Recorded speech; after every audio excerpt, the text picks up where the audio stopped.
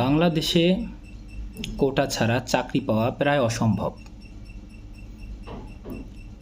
এই কোটা সম্পর্কে আমার একটি কবিতা, বৃথা জীবন, লিখেছি আমি, শেখ শান্ত বিন আব্দুর রাজ্জাক।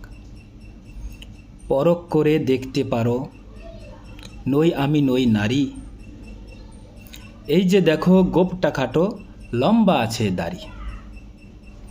নাক লাগিয়ে শুকে দেখো, নইতো উপজাতি, কোটার খাতায় আমি ফাঁকা, জ্বলছে লাল বাতি।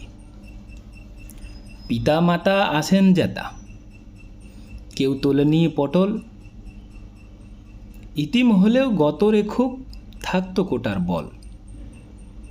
ফিট আছে এই পুরো বডি, সুরত নয় মন্দ, এই গতরে নেই যে কোনো প্রতিবন্ধীর গন্ধ।